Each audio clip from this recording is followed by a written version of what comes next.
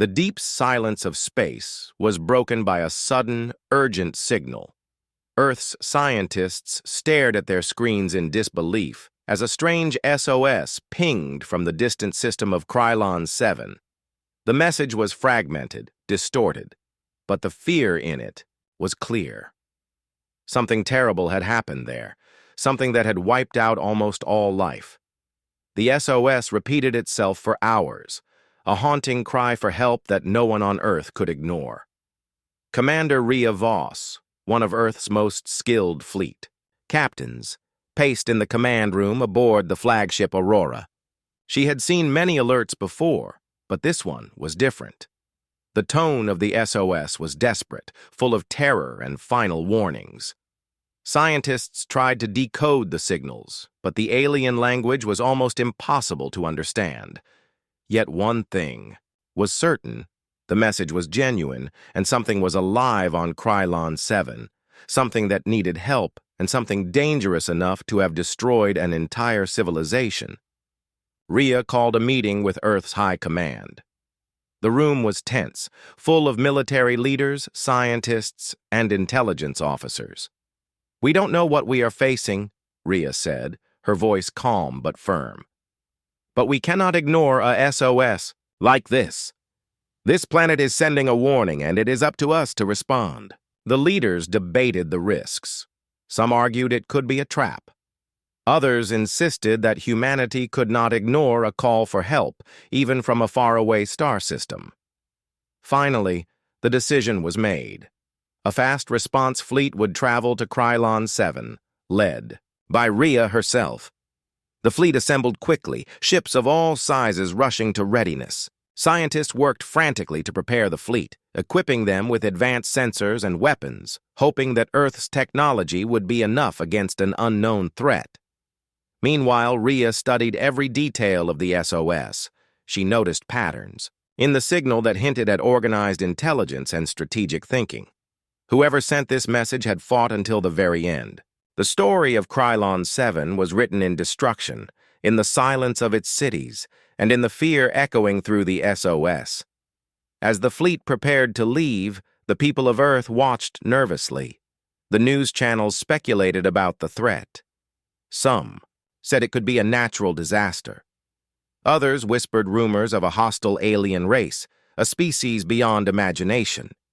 Rhea knew that only by seeing the planet herself could she understand the truth.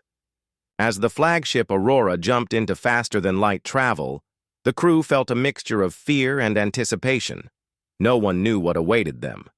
The journey would take days, and during that time, tension grew.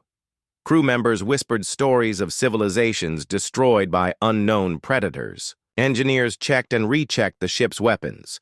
Soldiers drilled for combat scenarios they had never seen. In the deep vacuum of space, every beep of the sensors made hearts pound. Then suddenly, the SOS signal cut off. The screens went dark, leaving only silence. The transmission had ended, and all that remained was static. Rhea stared at the monitor, a chill running down her spine. The silence was worse than any warning. It was as if the life of Krylon 7 had been snuffed out entirely. The crew felt a collective unease. Something had killed them, and it had left nothing behind. The unknown threat loomed over the fleet, and humanity was about to face a challenge unlike any before. As they neared Krylon 7, the planet slowly came into view. From orbit, it seemed peaceful at first. Clouds drifted over massive cities, and there was no immediate sign of destruction. But sensors detected anomalies, strange energy readings, unusual heat signatures, and debris scattered in orbit. Something had attacked the planet with unimaginable force. The crew's anxiety grew. Rhea ordered the fleet to prepare for immediate combat readiness. They had no idea what was coming, but they had to be ready. Scouts were sent ahead to scan the planet's surface. The reports were horrifying. Massive craters, destroyed cities, and buildings twisted and broken as if some immense force had swept through. No life signs were detected, only ruins and the faint echoes of what had once been a thriving civilization. Then the first horror appeared on the sensors. Small, fast-moving objects darted across the planet's surface, intelligent, calculating, and lethal. The Deathworlders had arrived. These creatures were unlike anything humans had seen before. Agile, deadly, and seemingly able to anticipate every move, they were the reason the SOS had been sent in the first place. Panic and determination ran side by side on the bridge of Aurora. The crew had trained for alien encounters, but nothing in their simulations could have prepared them for this. Rhea took a deep breath and focused. "We are humanity's first and last hope for this planet," she said, her voice steady despite the fear she felt. "We will not fail." As night fell over Earth's distant fleet, Krylon 7 lay ahead, silent yet screaming in its destruction. The SOS that had summoned humanity's fury had done more than warn them. It had called them to a war they did not yet fully understand. Somewhere beneath the ruined surface, something moved, watching, waiting, and preparing. The first alarm of the fleet's journey had ended, but the real danger was only beginning. Rhea knew that the survival of Krylon 7, and perhaps the reputation of humanity itself, depended on what they would do next. Every crew member felt the weight of that responsibility, and the tension was unbearable. They had answered the SOS, but the question remained: would they survive what awaited them? The silent alarm had sounded, and humanity was on the edge of a fight that could change everything. The fleet emerged from faster-than-light travel near Krylon 7, and the view from orbit was both beautiful and terrifying. The planet looked calm from space, with vast oceans and swirling clouds, but the sensors told a different story. Massive. Energy scars cut across the surface. Cities were reduced to rubble, and strange anomalies floated in orbit. Commander Rhea Voss stood on the bridge of the flagship Aurora, her eyes scanning every blip on the screens. "This is worse than we thought," she said quietly. The crew moved with precise efficiency, scanning for any remaining life, any clue of what had happened. Suddenly, the first warning lights blinked. Small, fast-moving objects were darting near the debris in orbit. They were not natural. They were weapons, drones designed to attack and kill. The Deathworlders had left these behind, perhaps as scouts or traps, and humanity was walking straight into them. Rhea ordered the fleet to defensive formation. Lasers and energy shields hummed as the drones approached. The first skirmish erupted. Suddenly, explosions rocked the flagship as energy blasts tore through space. Smaller ships took heavy damage, and alarms screamed through the corridors. Crew members worked furiously, repairing shields, firing weapons, and trying to keep the fleet together. Despite the chaos, Rhea remained calm. She studied the drones' patterns and noticed that they adapted with every attack, predicting human maneuvers almost instantly. This was no ordinary enemy. They were intelligent, highly strategic, and utterly lethal. As the battle continued, the fleet began to retreat to a safer orbit, regrouping and scanning for a way to strike back. Sensors detected unusual heat signatures. On the planet's surface, movement in the ruins that hinted at life or something alive. The fleet's reconnaissance teams prepared for a landing, ready to investigate and understand the Deathworlders' tactics. Rhea knew that understanding their enemy was the only way humanity could survive. The first scout ships descended carefully, landing near the largest cities. The sight was horrifying. Buildings were twisted and broken, streets were covered in. Debris and the few structures still standing bore deep claw marks. The air was toxic, and strange energy readings pulsed from underground. As the humans advanced, they encountered signs of the Deathworlders' intelligence. Traps were everywhere, cleverly hidden and deadly. Explosions tore through the streets, forcing the humans to adapt quickly.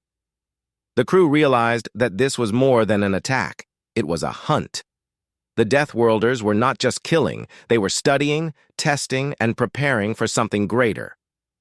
Panic and fear crept in among the landing teams, but Rhea's presence inspired them to push forward. She reminded them of humanity's strength and ingenuity, and they pressed on despite the danger. Then, unexpectedly, a massive shockwave erupted from the city center. A Deathworlder emerged, towering, agile, and fast beyond imagination. Its eyes glowed with intelligence, and it moved with purpose, not chaos. The humans fired their weapons, but the creature dodged effortlessly, striking back with brutal force. Soldiers fell, and the survivors scrambled for cover, realizing that conventional weapons might not be enough. The flagship's sensors detected more of the creatures emerging from underground tunnels surrounding the human forces. Rhea ordered a tactical retreat, pulling the fleet back to orbit to regroup. From above, she studied the planet and saw patterns. In the destruction, lines of ruins, tunnels, and traps that revealed the Deathworlders' strategy. This was not random. It was a carefully planned assault. As night fell on Krylon 7, the humans in orbit watched the planet with unease. The Deathworlders moved below, hunting, observing, and communicating silently. Rhea convened her officers to plan the next step. She knew that Earth's technology alone would not be enough. They needed intelligence, strategy, and courage to survive the coming fight. Meanwhile, the SOS that had summoned humanity's fleet had already revealed its first secret. The Deathworlders were adaptable, ruthless, and cunning. The humans had answered the call, but they had only begun to understand the scale of the threat. Then the first human casualties returned to orbit, carried in damaged shuttles.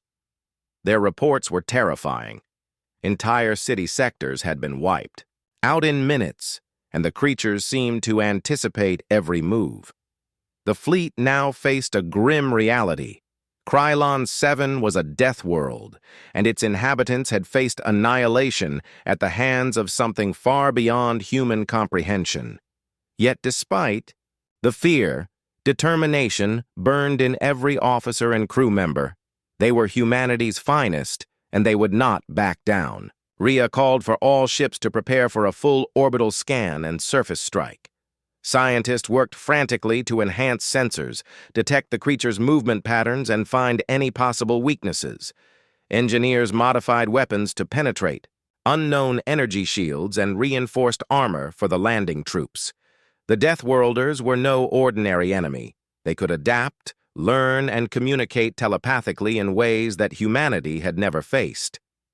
The first hours on Krylon 7 had proven that conventional tactics would not work. Humans had to innovate, think faster, and act smarter than their enemy. As the fleet readied itself for the next move, Rhea looked at the planet below. The ruins, stretched across continents, a silent testimony of horror. Somewhere beneath the rubble, the Deathworlders waited, calculating, hunting, and preparing for the next strike. The humans were ready to meet them, but the true scale of the enemy's power was only beginning to reveal itself. The SOS that had called humanity had led them into a nightmare, a deadly world where every step could mean death. And yet, in the hearts of Earth's soldiers and scientists, there was resolve. They would not fail. Humanity had come to Krylon 7, and the arrival had begun. The first skirmish was just the start, a warning of the battles to come. Commander Rhea knew that to save the planet and themselves, they had to face the Deathworlders head-on, using every ounce of courage, intelligence, and strategy. The tension in space and on the planet's surface was unbearable, and every moment counted. The arrival had begun, and humanity was now part of a war they could not yet fully understand. A fight for survival against a predator that had already destroyed civilizations before them. Commander Rhea Voss led a small strike team down to Krylon 7's surface, the shuttle cutting through toxic clouds as the ruined cities stretched below. The air was thick with ash and smoke, and the smell of burning metal and alien flesh clung to everything. Sensors detected minimal life signs, but the readings were strange, flickering like ghosts, and the team realized that something was hiding, watching them. As they landed, the ground trembled slightly, and Rhea signaled her troops to move cautiously, weapons raised. The first streets they entered were twisted wrecks, buildings shattered as if some massive force had torn through them. Broken alien vehicles lay strewn across the streets, and in some places, the remains of Krylon 7's defenders still lay frozen in fear and agony. The SOS recordings played again in Rhea's mind, the terrified voices, the screams of civilians as they were hunted. Suddenly, movement caught her eye. A shadow slipped along the broken walls, faster than any human could move, disappearing before anyone could react. The team froze, hearts pounding. "It's them," whispered Lieutenant Harris, his voice trembling. "The Deathworlders!" Rhea signaled forward, but every step was a risk. The ground beneath their feet felt alive, almost as if the planet itself warned them. They advanced slowly, scanning every corner, every dark alley, every broken doorway. Then they found survivors, huddled in a collapsed building, shaking and terrified.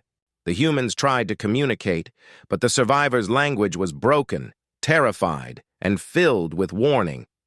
Through gestures and trembling voices, they revealed the true horror. The Deathworlders were not just predators. They were hunters.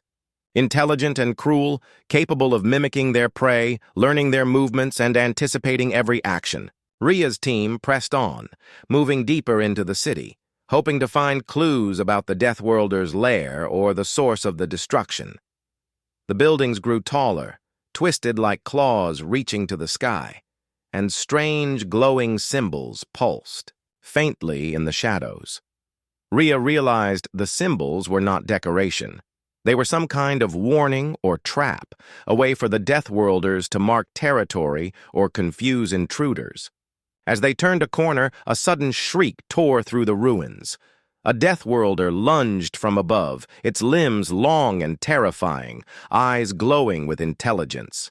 The team opened fire, but their weapons barely scratched its thick hide. It moved, with speed and precision, almost as if it could read their minds. One of the soldiers fell, grabbed by the creature's claw before anyone could react. The team fought back, but the creature disappeared as quickly as it had appeared, leaving. Only screams and chaos behind. They realized then that this was a test, a hunting game, and they were the prey. Moving carefully, they found the remains of the planet's defenders. Strange alien technology lay broken and charred, but some of it hummed faintly as if still alive. Rhea collected what she could, hoping it would provide insight into the Deathworlders' weaknesses. The team continued their search, descending into underground tunnels where survivors had fled. The tunnels were dark, damp, and filled with strange echoes. Every sound made the team tense: the drip of water, the scuttle of unseen creatures, the faint hiss of something moving in the shadows. Suddenly, one of the survivors cried out, pointing at a wall. Shapes moved in the dark, shifting and changing, almost human but not. The Deathworlders had learned to mimic life forms, creating confusion and fear. The team fired into the shadows, but the shapes vanished, leaving only terror behind. Rhea realized that these creatures were more than just predators. They were intelligent strategists, capable of psychological warfare.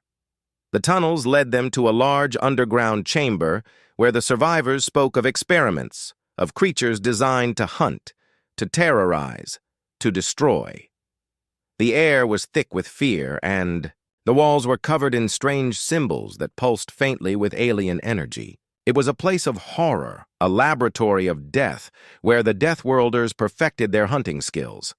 As they moved further in, sensors detected movement in every direction. Shadows darted along walls, and faint whispers filled the air, a chilling sound that made the hairs on the back of their necks stand up. The team pressed forward, knowing that retreat might mean death, and any hesitation could be fatal. Then the worst happened. A Deathworlder appeared in the chamber, larger and more terrifying than any they had seen before. It spoke in a low, eerie sound, almost like it was communicating directly into their minds. Fear gripped the team, but Rhea held her ground. They fought, but conventional weapons were ineffective. The creature moved with supernatural speed, striking with precision, disappearing and reappearing like a nightmare made real. The survivors screamed, and the team realized that every moment they stayed in the chamber, they were being studied, analyzed, hunted. Rhea ordered a tactical retreat, signaling for extraction while keeping the team together. The shuttle arrived just in time to evacuate the group, but as they lifted off, Rhea looked back at the ruined city and the dark tunnels. The Deathworlders were still there, watching, learning, preparing for the next encounter. The SOS had led humanity to the heart of horror, but it had also given them a glimpse of the enemy's intelligence and cruelty. Rhea knew that Earth's forces were facing a predator unlike any other, and that this first contact was only the beginning. The survivors were shaken but alive, and their knowledge of the Deathworlders' methods would be vital. As the shuttle rose into orbit, Rhea reviewed the data. The Deathworlders adapted quickly, anticipated human movements, and could mimic life forms. They were a species built for hunting, for destruction, and for terror. The realization hit the crew hard. This was not a simple battle. It was a war for survival. Back on the flagship, the fleet gathered around Rhea, listening as she recounted what had happened on the ground. Fear was palpable, but so was determination. Humanity had arrived, and they would face the Deathworlders head-on. But one thing was clear. The creatures were more intelligent, faster, and deadlier than anyone had imagined. The SOS that had summoned, humanity's fleet had revealed the first horror of Krylon 7, but the true threat was only beginning. Somewhere beneath the ruins, in the shadows, the Deathworlders were watching, learning, and waiting for humanity's next move. Rhea clenched her fists, knowing that the survival of her team, the planet, and perhaps even humanity depended on what they did next. The first contact with horror was over, but the war had just begun, and Krylon 7 was a nightmare that humans would never forget. Commander Rhea Voss stood on the bridge of the flagship Aurora, her eyes fixed on the holographic map of Krylon 7. The ruins below stretched endlessly, twisted and scarred by unknown forces. The first contact with the Deathworlders had left humanity, shaken, but Rhea knew that fear could not guide them now. Scientists, engineers, and military strategists crowded the bridge, debating the best way to counter a species that seemed to anticipate every move. "We need new tactics," Rhea said firmly. "Conventional attacks will not work. These creatures are intelligent, adaptable, and deadly. We must be smarter than them." The room fell silent as the weight of her words sank in. Earth's technology had never faced an enemy like this. The Deathworlders could mimic life forms, learn from attacks, and strike with surgical precision. To survive, humanity had to think differently. Teams of scientists worked around the clock, analyzing the data. From the SOS, the surface scans, and the survivors' testimonies, they discovered that the Deathworlders relied on a telepathic network to coordinate, an unseen link that allowed them to anticipate moves and communicate instantly. Rhea realized that if they could disrupt this network, even temporarily, humans might gain an advantage. Engineers designed specialized devices to interfere with telepathic signals, while weapons teams modified energy cannons to penetrate alien defenses. Meanwhile, soldiers trained relentlessly, running simulations based on the behaviors observed on the ground. Every scenario involved Deathworlders predicting human actions, forcing the soldiers to improvise, adapt, and learn on the fly. Tension was high, but determination burned brighter. Rhea herself led small tactical exercises, moving teams through virtual reconstructions of the ruined cities. She emphasized quick thinking, teamwork, and the need to expect the unexpected. "Learn fast," she warned. "We cannot repeat mistakes. Every move counts." While the fleet remained in orbit, Reconnaissance drones and automated probes were deployed to monitor the planet's surface. Shadows moved beneath the ruins, sometimes in predictable patterns, sometimes unpredictably, as if the Deathworlders were studying the humans in return. The first night in orbit was tense. Alarms frequently blared as unidentified objects moved near the fleet. Each time, humans held their ground, responding with calculated force. Meanwhile, Rhea reviewed every report from the ground teams. The survivors' accounts revealed horrifying details: the creatures' cruelty, their hunting tactics, and their intelligence. They could mimic humans and other species, set traps, and exploit fear. Rhea realized that fear itself was a weapon for the Deathworlders.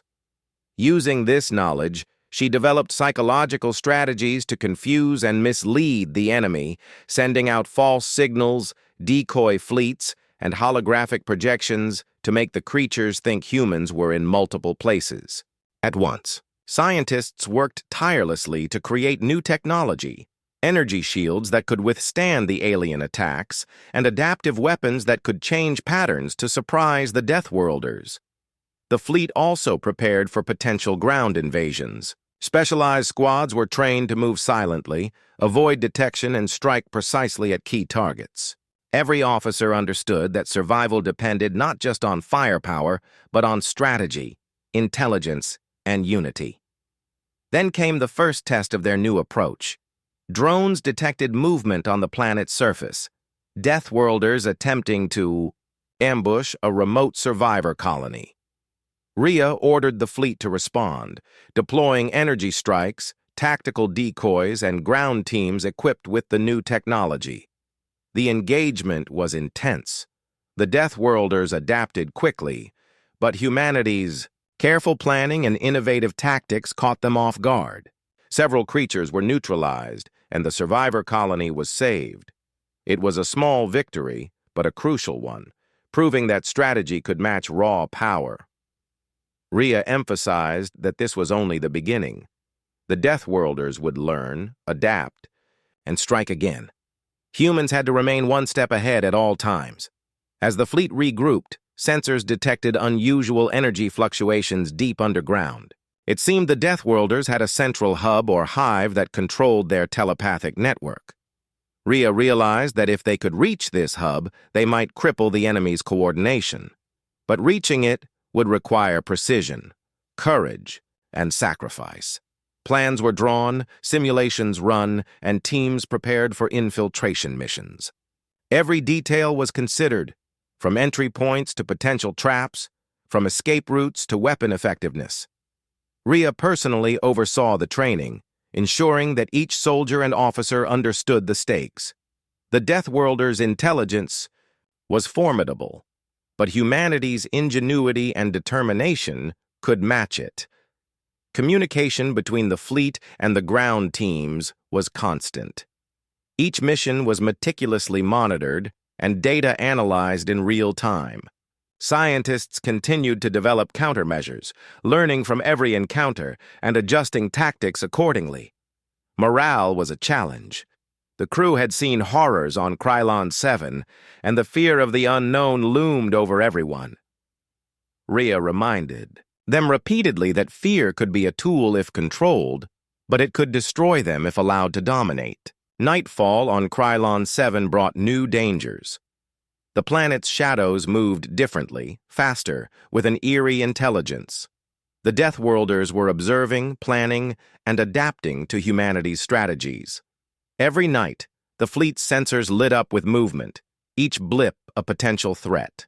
But each time, humans responded with precision, learning from mistakes and improving their tactics.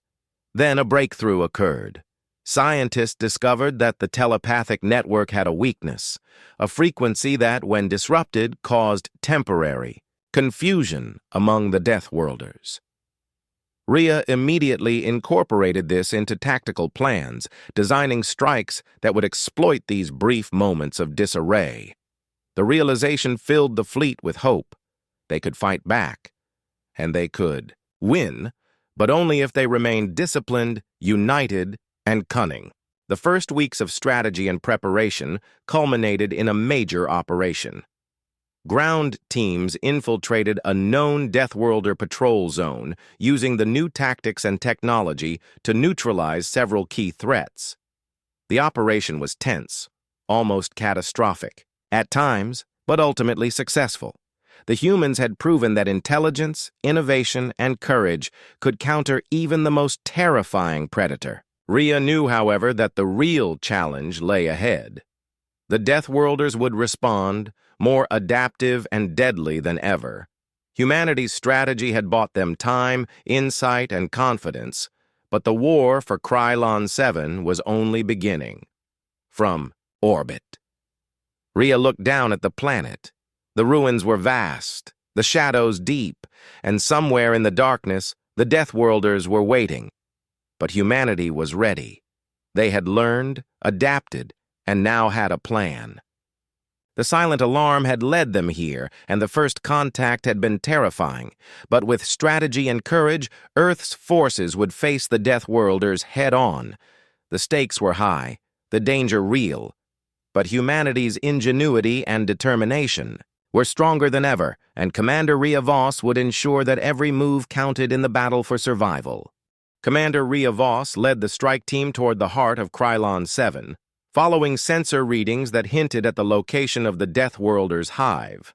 The planet's surface was scarred, streets twisted, and ruined cities lay in ash. But beneath it all, a network of tunnels and caverns led deep underground. The shuttle landed near the entrance to a massive fissure, a yawning chasm in the earth from which a faint, eerie glow pulsed. Rhea turned to her team, her voice calm but resolute. "This is it. Stay sharp, watch every corner, and trust your instincts. The hive is alive, and it knows we are here." Soldiers checked their weapons, engineers recalibrated sensors, and scientists prepared portable scanners to analyze the strange energy emanating from the depths. The team descended carefully, ropes and magnetic boots keeping them anchored as the glow intensified. Every step was tense. The air grew thicker, filled with a metallic scent and an underlying vibration that made the ground hum. As they entered the tunnels, the walls pulsed faintly, alive with alien energy. Shadows moved just beyond the edge of vision, and every sound echoed unnaturally, creating the sense that something was always watching.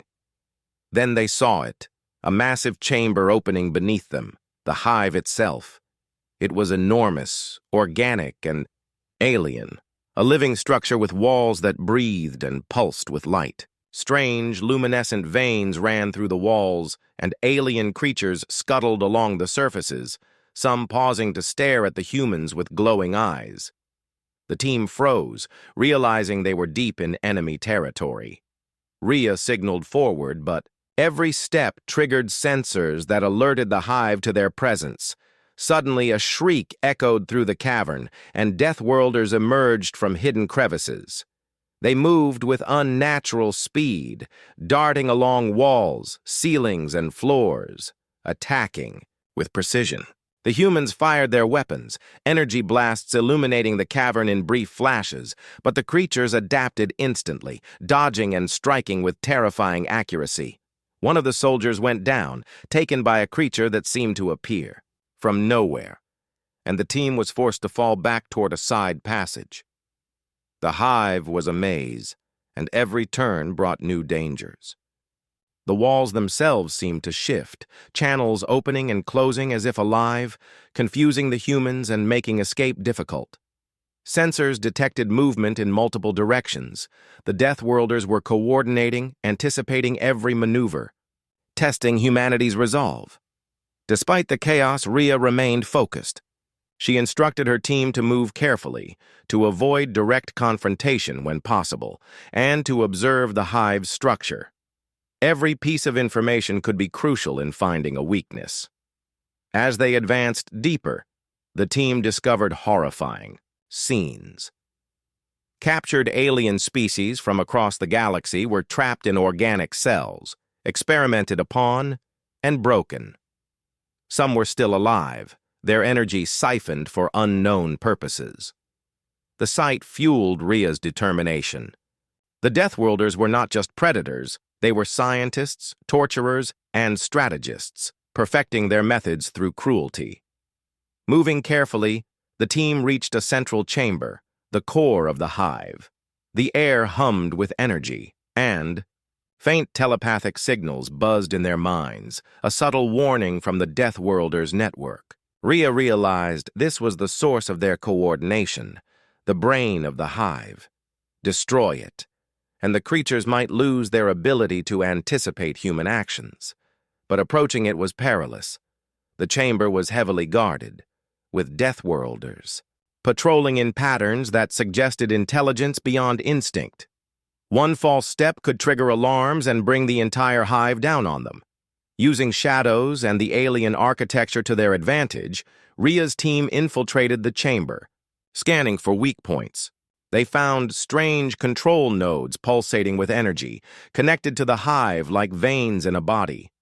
Scientists set to work, planting devices to disrupt the telepathic network and weaken the creature's coordination.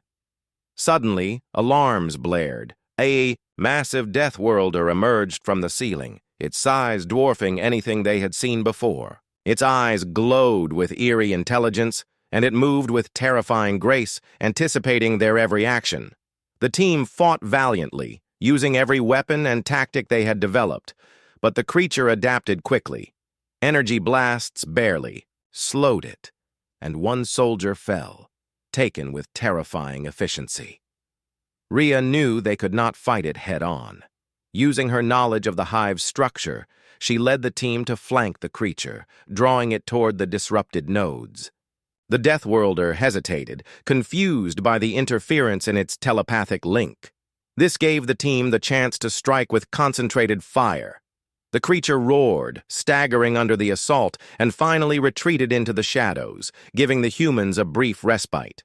The hive itself seemed to react, walls pulsing faster, corridors shifting as if aware of the intrusion.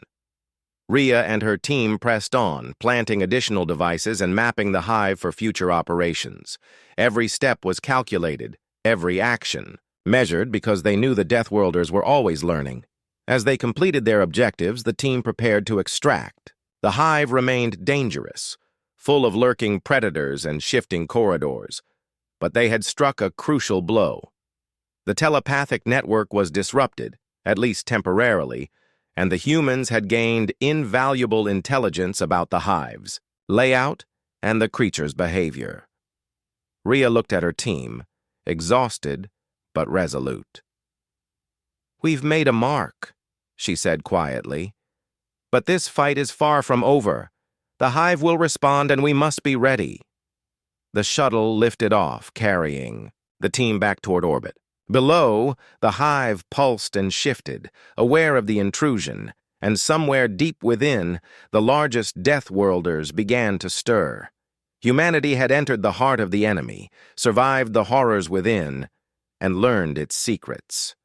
But the price had been high, and the danger was far from gone. The hive had seen them, studied them, and would prepare for the next confrontation.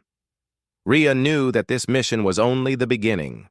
The Deathworlders were relentless, intelligent, and adaptive, and humanity would need every ounce of courage, strategy, and innovation to survive. As the shuttle rose above the surface, the glow of the hive fading beneath them, Rhea made a silent vow.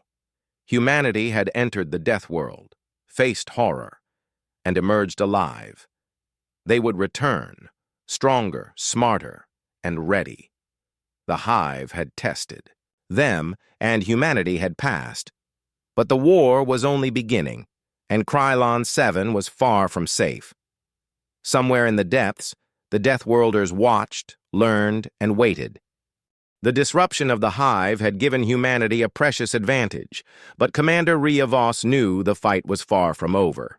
As the flagship Aurora hovered above Krylon 7, sensors detected movement in previously quiet zones. Deathworlders were regrouping, more cautious yet still dangerous. Rhea called an emergency meeting with her officers, outlining the plan to exploit the temporary confusion within the enemy ranks. They're smart, but for a brief moment they're disoriented.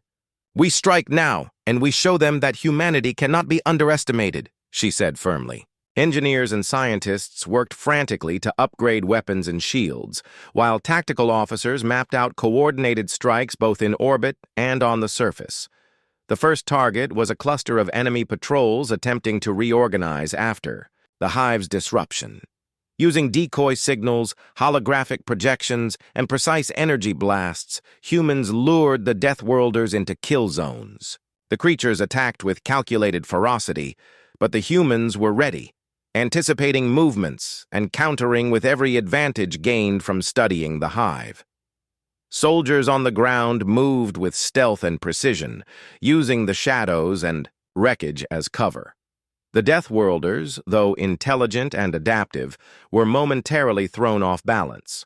The humans executed synchronized attacks that neutralized key enemy forces, providing crucial intelligence on the creatures' patterns and weaknesses. During one intense skirmish, Rhea herself led a small assault team into a ruined city sector where a particularly large Deathworlder commanded the local hunting pack. The creature anticipated every move, striking swiftly, yet Rhea's team adapted, in real time, using environmental traps and focused fire to force it to retreat temporarily. The victory was small but vital, boosting the morale of the entire fleet.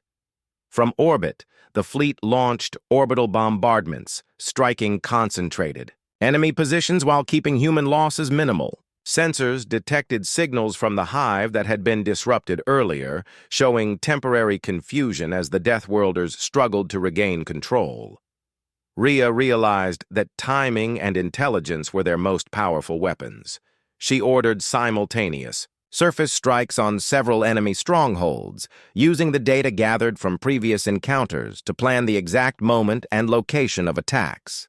Every move was calculated, every strike coordinated, and for the first time, humanity held the advantage. Yet Rhea remained vigilant. The creatures learned fast, and any mistake could be fatal. On the planet's surface, the humans discovered new enemy behavior. The Deathworlders, though disoriented, had begun experimenting with counter-strategies, setting traps and ambushes designed to lure the humans into overconfidence. Rhea studied these adaptations, understanding that the battle was evolving. Using information from sensors, she directed her teams to exploit weaknesses in the enemy's telepathic network, targeting control nodes and disrupting coordination further. In one bold maneuver, a strike team infiltrated a partially collapsed sector of the Hive to plant devices that would permanently disable several neural link nodes. The team moved carefully, navigating tunnels and chambers alive with danger.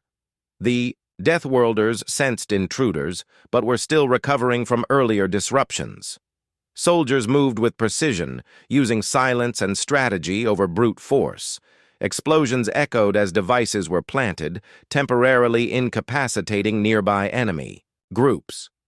The mission was tense, every moment a potential trap, yet the humans executed flawlessly. As the team exited the Hive, Rhea received urgent reports from orbital sensors. An enemy armada was detected approaching Krylon 7. The Deathworlders had called reinforcements, and their numbers were far larger than anticipated. The fleet immediately shifted focus, combining defensive maneuvers with coordinated surface strikes. Humans worked in unison, using every advantage gained from their studies of the Hive and earlier encounters. In the ensuing battle, the Deathworlders attacked aggressively, but humanity had learned to anticipate their moves, striking with precision and exploiting the creatures' brief confusion. For the first time, the tide of battle shifted. Humans inflicted significant damage, forcing the alien forces to retreat in parts, though the threat remained immense. The atmosphere on the flagship was tense but hopeful. Officers reported successes in disrupting enemy coordination and neutralizing key units. Scientists monitored the Hive remotely, noting that the telepathic disruption had a lasting effect, causing temporary chaos in the Deathworlder ranks. Rhea understood that while the victory was small, it represented a turning point. Humanity could fight, adapt, and even outsmart an enemy that once seemed unstoppable. Yet there was no time for celebration. Data revealed that the approaching Deathworlder armada was far larger and more organized than any force humanity had yet faced. Rhea convened a council to plan the next steps. "We've turned the tide in localized battles," she explained, "but the main force is coming. We need to use everything we've learned to prepare for the real fight." Engineers continued to modify weapons. Scientists devised strategies to further exploit enemy weaknesses, and soldiers drilled for combat scenarios that tested every skill they had gained. Meanwhile, Rhea reflected on the first encounters, the hive infiltration and the ground skirmishes. Every challenge had taught humanity lessons about the enemy's intelligence, adaptability, and ruthlessness. These lessons now shaped the strategy for the coming confrontation with the Armada. The humans launched additional reconnaissance missions to identify enemy positions, gather intelligence on the Armada's approach, and prepare for both orbital and surface engagements. Each mission carried immense risk, but the teams pressed forward, guided by determination and the hope that humanity could survive. As the hours passed, reports streamed in. More enemy patrols were neutralized, additional nodes of the telepathic network were disabled, and the fleet remained vigilant against orbital threats. Every small victory built momentum, reinforcing the idea that humanity could not only survive, but fight effectively against the Deathworlders. Finally, Rhea addressed the crew and soldiers, her voice resolute and inspiring. "We have faced horrors, infiltrated the hive, and disrupted the enemy's network. We have proven that humanity can adapt, learn, and fight against impossible odds. But the real challenge is coming. The Deathworlders' main force is approaching, and our true test begins now. Stay vigilant, stay united, and trust in your training. Humanity will not be defeated." The fleet and ground forces braced for the next phase of battle. The disruption of the hive had given them a chance, a turning point that could decide the outcome of this war. The Deathworlders had been strong, adaptive, and relentless, but humanity had shown that courage, intelligence, and strategy could match even the deadliest predator. Commander Rhea Voss looked down at Krylon 7, the ruins of cities and the glowing hive still pulsing beneath the surface. She knew the next confrontation would be even more dangerous, but humanity had turned the tide once, and they could do it again. The war for Krylon 7 was far from over, but for the first time, hope burned in the hearts of Earth's finest. Humanity had survived the first horrors, learned the enemy's strengths and weaknesses, and was ready to fight back with all the skill, courage, and strategy at their disposal. The tide had turned, but the true battle was only beginning. Commander Rhea Voss stood on the bridge of the flagship Aurora, staring at the deep space readouts. The Deathworlders' main fleet had emerged from the dark edge of Krylon 7's orbit, a massive armada bristling with deadly weapons, glowing hulls, and unknown technology. The earlier skirmishes and the disruption of the hive had given humanity a temporary advantage, but now the scale of the enemy's true power became clear. The sensors showed hundreds of vessels, moving with coordinated precision, while energy spikes from the hive pulsed beneath them, amplifying the creature's telepathic network. Rhea's heart pounded, yet her voice remained steady as she addressed her officers. "This is it. The real threat has arrived. Every plan, every tactic, every lesson we've learned must be used now. Humanity will not falter." Engineers monitored energy readings, adjusting shields and weapon outputs, while scientists scrambled to calculate the Armada's firing patterns and the hive's influence on the battlefield. The Deathworlders were fast, intelligent, and ruthless, but humans had something the enemy had not yet anticipated: adaptability, strategy, and courage. Rhea ordered the fleet into formation, positioning heavier ships to defend the central command. Vessels, while faster frigates prepared to harass enemy flanks. Orbital bombardments targeted known Deathworlder supply hubs, aiming to disrupt coordination before the main assault began. As the first wave of enemy fighters approached, alarms screamed across the flagship. Energy blasts lit up space as Deathworlders attacked with deadly precision, striking at weak points and attempting to disable the fleet's weapons. The humans countered with focused fire, adaptive targeting, and coordinated maneuvers, exploiting the temporary confusion caused by previous hive disruption. Each engagement was tense. Every second could decide life or death. On the surface, ground teams monitored the hive for signs of activity. Sensors detected the creatures preparing to deploy reinforcements through underground tunnels, emerging to strike at human positions. RIA coordinated orbital and surface forces, creating a synchronized defense that forced the Deathworlders to split their focus. The battle raged across multiple fronts. Massive explosions erupted in orbit as human ships targeted the alien armada's key vessels. Smaller crafts engaged in dogfights with enemy fighters, weaving through debris and energy. Blasts, testing human skill and reflexes to the limit. On the planet below, strike teams fought through ruined cities and hive tunnels, neutralizing groups of Deathworlders and securing survivor zones. Amidst the chaos, a terrifying revelation emerged. Sensors detected that the Deathworlders were deploying an enormous central warship, unlike anything humanity had encountered. It pulsed with energy drawn directly from the hive, enhancing the creature's telepathic coordination and increasing their combat effectiveness. This ship could potentially turn the tide back in favor of the Deathworlders, and if it reached full power, humanity might face total annihilation. RIA realized that defeating this warship was now the top priority. Using all available intelligence, she developed a daring plan. A coordinated strike from multiple angles, combining orbital bombardment, precision fighter attacks, and ground-based energy disruptors designed to weaken the hive's control over the central vessel. The risk was immense, but the alternative was worse.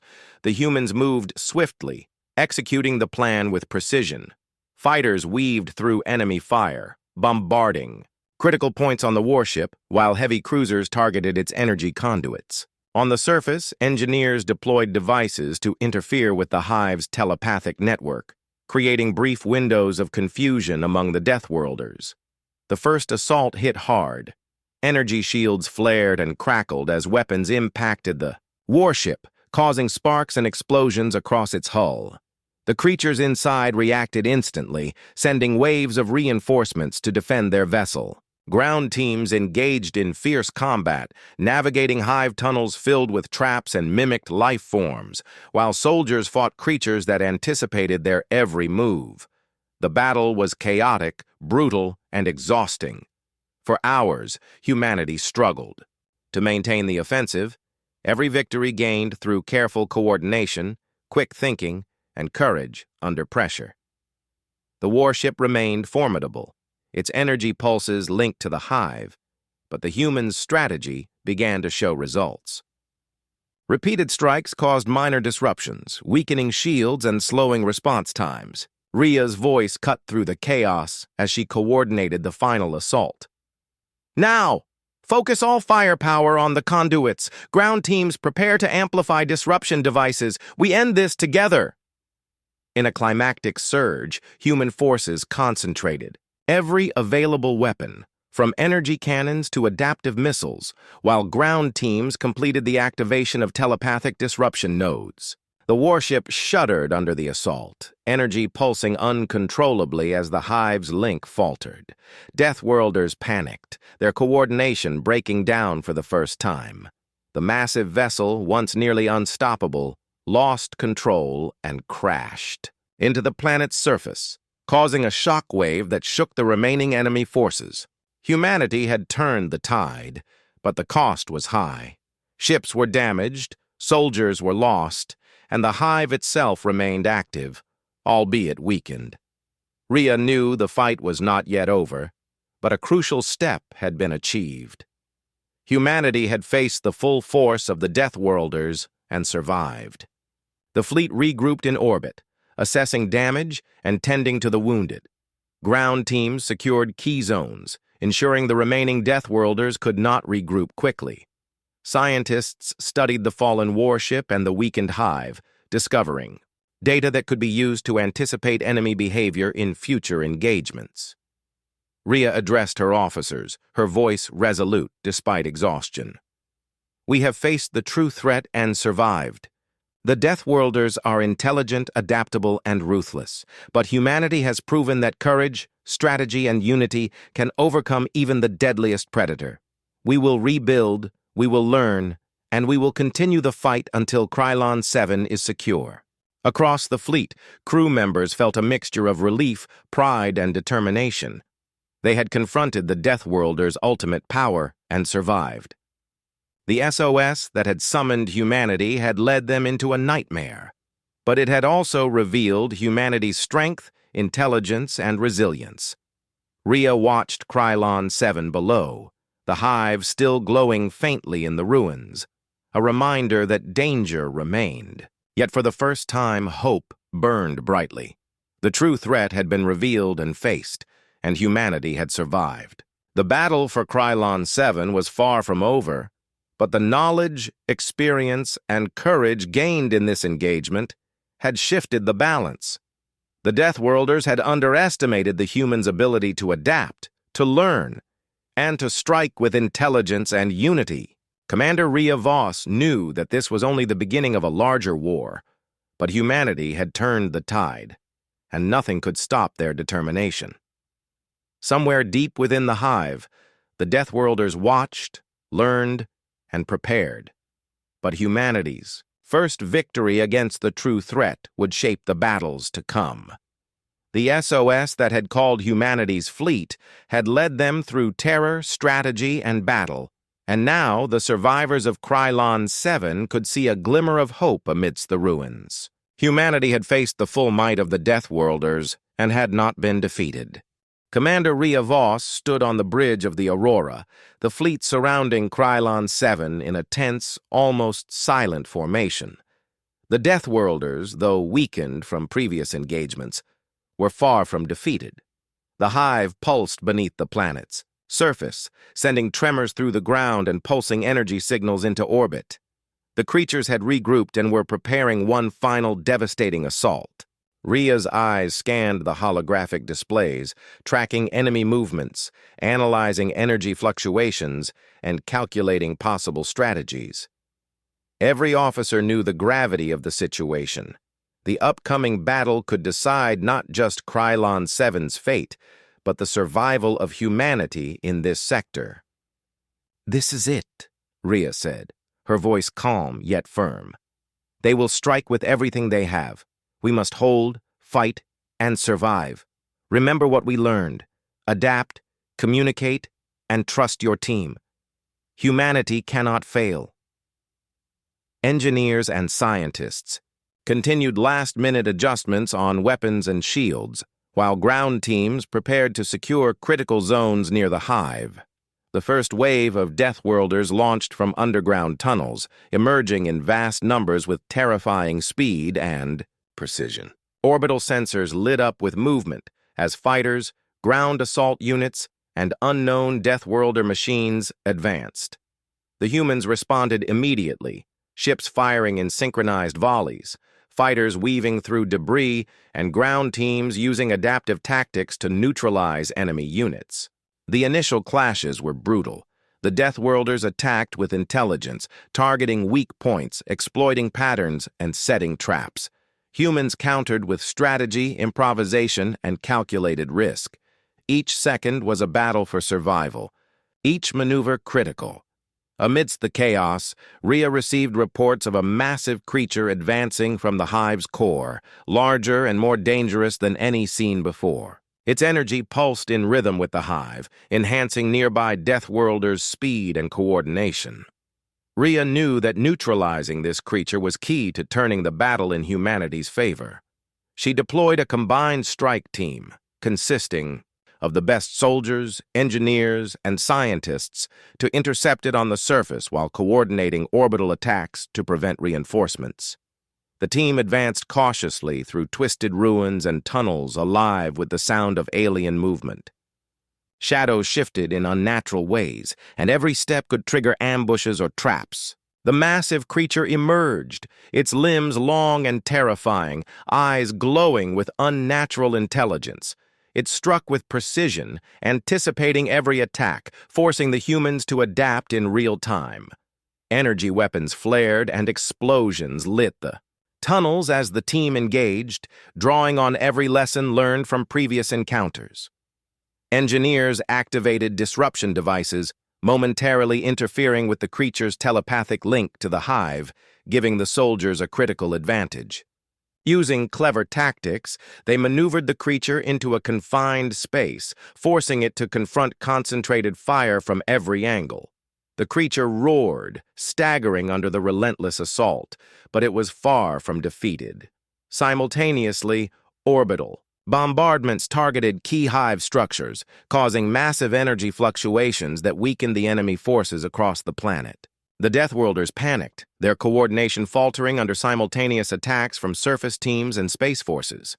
Rhea coordinated every movement with precision, ensuring that each attack complemented the others, creating a unified front against overwhelming odds. Soldiers moved in tight formations, using cover, shadows, and traps to their advantage. Fighters darted through orbital debris, delivering precise strikes, while cruisers unleashed focused fire on enemy armadas attempting to regroup. The ground battle reached its climax as the massive creature weakened further, energy pulses flickering and coordination among its minions breaking down. Rhea saw the opportunity and ordered the final strike. Ground teams fired synchronized volleys of energy weapons, while engineers amplified disruption fields, severing the creature's link to the hive entirely. Explosions rocked the battlefield, light and sound colliding in a deafening symphony of destruction. The creature staggered, roared, and finally collapsed, its immense body crumpling as the last remnants of its strength failed. Around the planet, remaining Deathworlders either fled or fell to human forces, disoriented and leaderless. The hive's energy pulses diminished, and its influence over the surface weakened drastically. Humanity had struck the final blow, but the victory came at a cost. Ships were damaged, soldiers were lost, and entire city sectors lay in ruins. Rhea took a moment to survey the battlefield from orbit, noting both the devastation and the survival. She realized that while the Deathworlders were defeated for now, Krylon 7 would require time, effort, and vigilance to secure fully. Communication. Channels were filled with reports from ground teams and fleet commanders, confirming the collapse of enemy coordination and the neutralization of critical hive nodes. Survivors from Krylon 7 began to emerge, cautiously returning to liberated areas as humans secured key zones and stabilized infrastructure. Rhea addressed her officers, her voice filled with resolve. "We have survived the final assault and struck a decisive blow. The Deathworlders are no longer in control. Humanity has proven that courage, intelligence, and unity can overcome even the deadliest predator. But our work is not finished. Krylon 7 must be stabilized, survivors rescued, and every remaining threat neutralized." Across the fleet, crew members celebrated quietly, knowing they had faced unimaginable horrors and survived. Soldiers who had been tested in the fires of battle felt pride and relief, but also awareness that vigilance must continue. The SOS that had summoned humanity's fleet had led them through terror, strategy, and the deadliest confrontations. Humanity had arrived, faced the Deathworlders, and emerged victorious. Yet Rhea knew that the galaxy was vast. Threats were many, and this victory, while crucial, was only one chapter in a larger war. From the bridge, she looked down at Krylon 7, the remnants of the hive glowing faintly in the ruins below. The planet had survived, its survivors would rebuild, and humanity had proven that even against the most intelligent and deadly predators, determination, strategy, and unity could prevail. Commander Rhea Voss took a deep breath, feeling both exhaustion and pride. The final stand had been made, the tide had turned, and the Deathworlders' immediate threat was eliminated. Humanity had faced the abyss and refused to fall. As the fleet prepared to depart Krylon 7 for the next mission, Rhea knew that the lessons learned here, adaptation, courage, and unity, would shape the future of every battle to come. The SOS had summoned humanity's fury, the Deathworlders had unleashed terror, and humanity had answered with force, intelligence, and determination. Krylon 7 was free for now, and humanity had survived the final stand. The galaxy would remember this victory, the courage of the humans, and the strength of those who faced the deadliest predators and emerged alive. The war was far from over, but hope burned brighter than ever. The battle for Krylon 7 was over, but the planet was far from safe. Commander Rhea Voss stood on the bridge of the flagship Aurora, staring at the ruins below. Smoke and ash still rose from the destroyed hive and the remnants of Deathworlder. Forces lurked in hidden tunnels, waiting for any chance to strike back. Human forces had secured key areas, rescued survivors, and stabilized infrastructure, but the cost had been high. Ships were damaged, soldiers were wounded, and countless lives had been lost. The survivors told harrowing stories of the creatures, cruelty, their intelligence, and their relentless pursuit of prey. Yet even in the face of destruction, humanity had endured. Rhea convened a council with her officers and scientists, reviewing intelligence gathered from the hive, the battlefield, and captured enemy data. "We've won the battle, but the war isn't over," she said firmly. "The Deathworlders are intelligent. They have learned from their defeat and will come back stronger. We need to anticipate their moves and strike before they can rebuild." Engineers and scientists worked tirelessly, repairing ships, improving weapons, and analyzing alien technology scavenged from the hive and fallen warships. Ground teams continued to clear tunnels and destroyed sectors, neutralizing hidden threats and securing safe zones for survivors. Communications were re-established with other human colonies in nearby systems, warning them of potential Deathworlder attacks and sharing intelligence. As humans rebuilt, a chilling discovery emerged.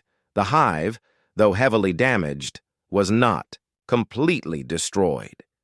Deep within the planet, faint energy signals pulsed in irregular patterns, suggesting that some Deathworlders had survived and were attempting to reorganize.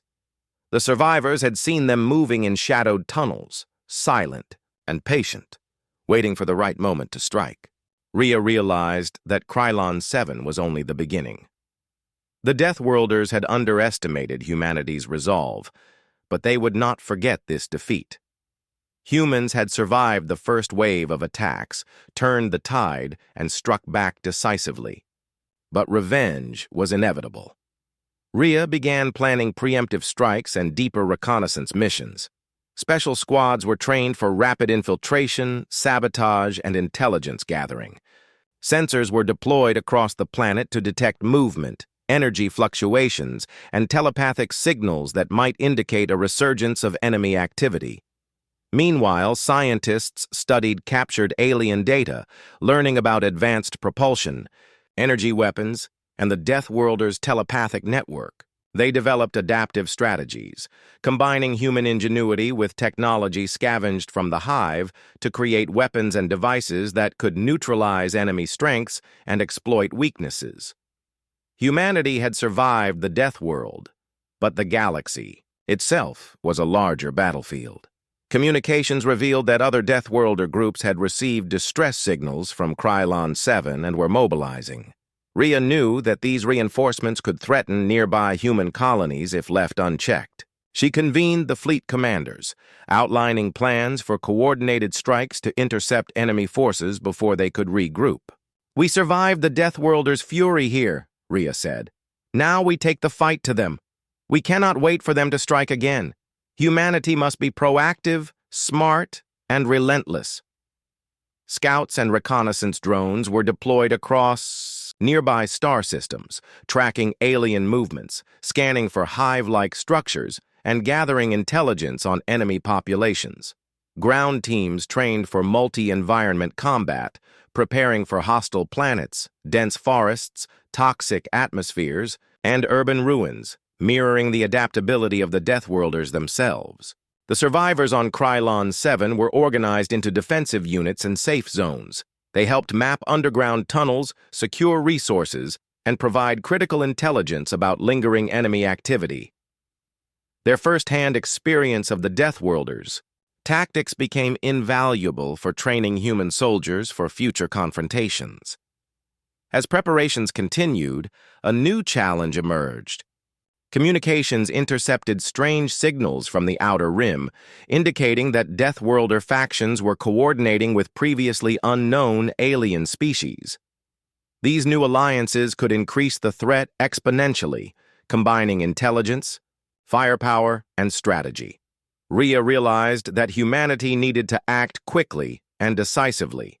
Preemptive strikes were launched against scattered enemy units and hive fragments detected on Krylon 7 and surrounding moons. Special teams infiltrated underground networks, sabotaging energy conduits, disabling telepathic nodes, and capturing or neutralizing key targets. Each mission was perilous, but humanity's strategy was now informed by experience, intelligence, and courage. The Deathworlders responded with fury, attacking human forces across multiple fronts. But humanity was prepared. Orbital defenses, ground forces, and infiltration teams worked in unison, exploiting weaknesses in enemy coordination and communication. Each engagement, though costly, pushed the enemy back and further secured Krylon 7 and nearby systems. Rhea coordinated these operations with precision, ensuring that human forces always had the advantage, even when facing superior numbers. Slowly, humanity began to turn the tide beyond Krylon 7. Destroyed hives, disrupted telepathic networks, and captured alien data weakened the enemy's ability to regroup. Survivors shared intelligence, giving humans insight into enemy behavior, strategies, and alliances. Hope spread among the crew, soldiers, and survivors. Humanity had not just survived. It was now striking back with purpose. Yet Rhea knew that revenge could not be driven by anger alone. Strategy, intelligence, and preparation were key. The Deathworlders had underestimated humanity's determination and resilience, and now humans would ensure they could never repeat their attacks unchecked.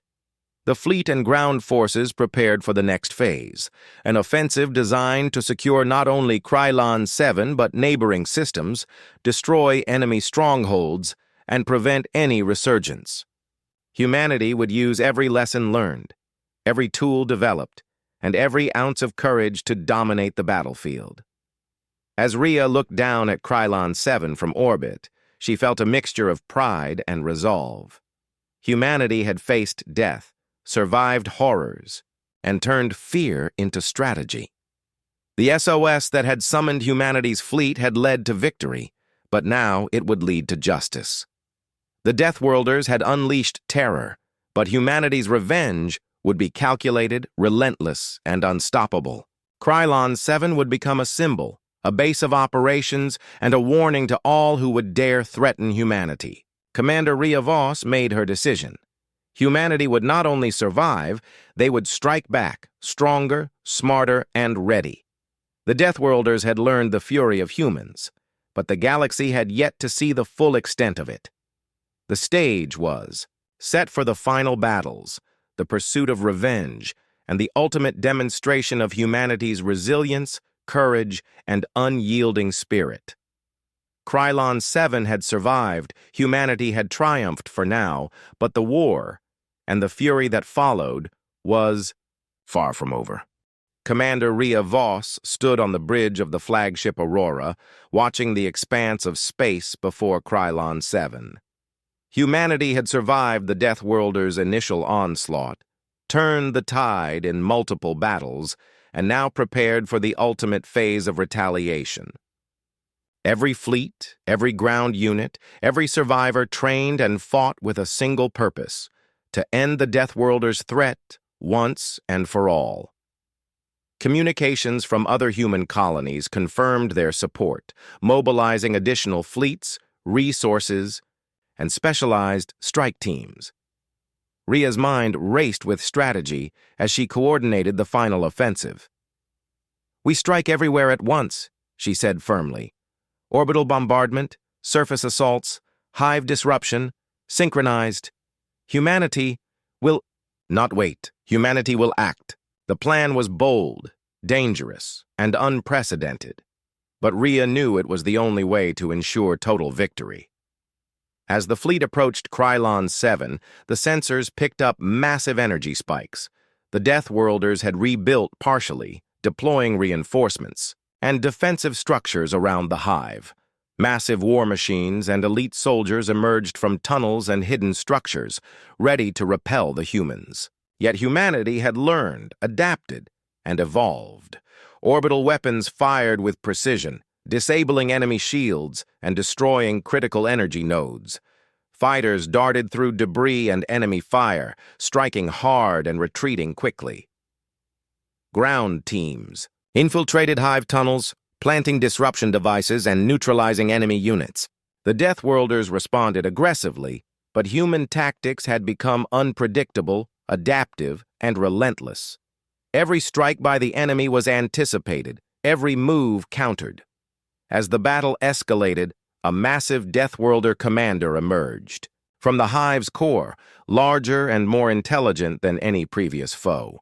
Its eyes glowed with eerie light, and its presence sent waves of telepathic influence across the battlefield, coordinating attacks and reinforcing units. Rhea immediately directed concentrated fire on the creature, combining orbital bombardment with ground-based energy disruptors. Soldiers, engineers, and scientists worked in perfect coordination, moving as one organism against the enemy.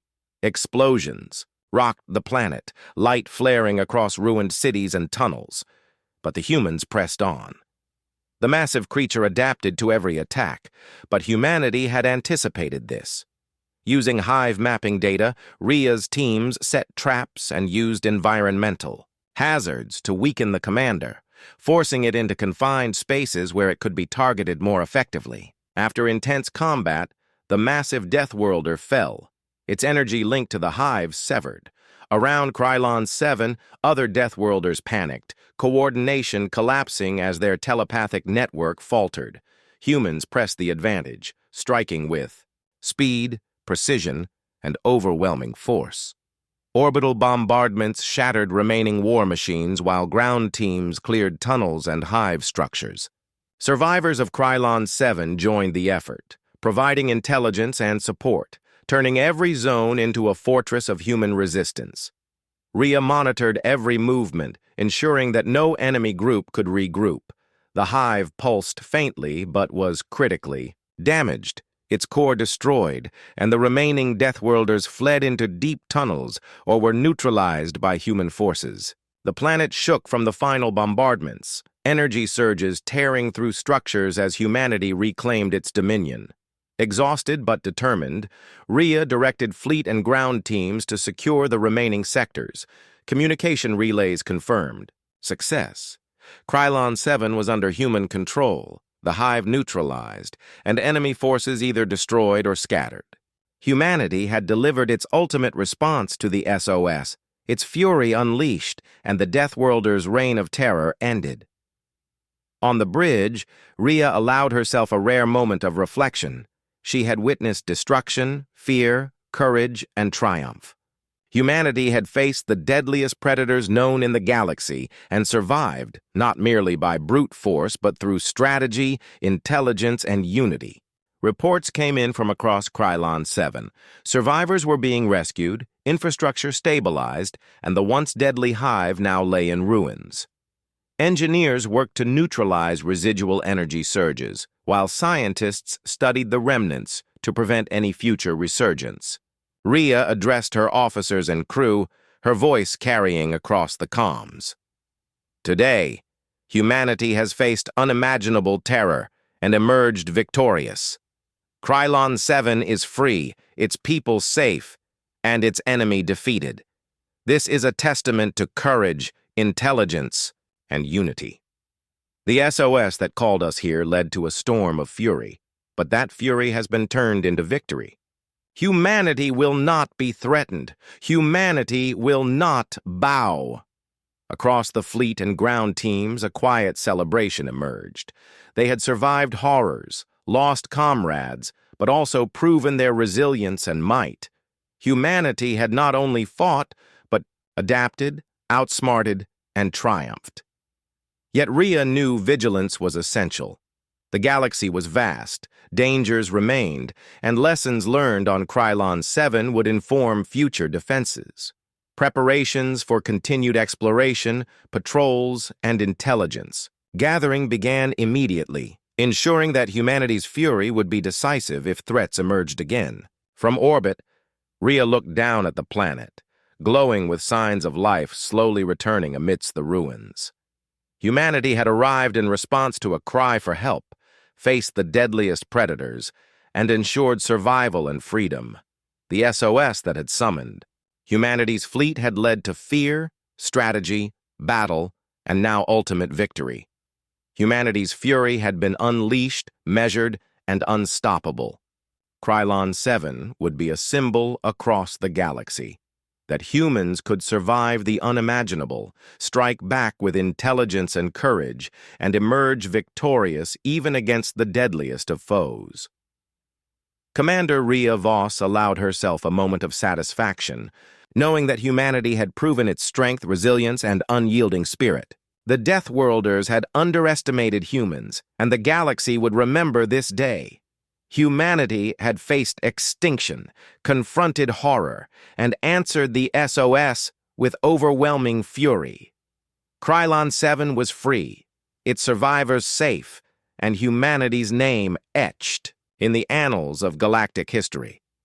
The war had been won, the enemy defeated, and humanity had emerged not only alive but triumphant, ready for whatever challenges the universe might send next. The SOS that had summoned humanity's fury had been answered, and nothing would ever stop it again.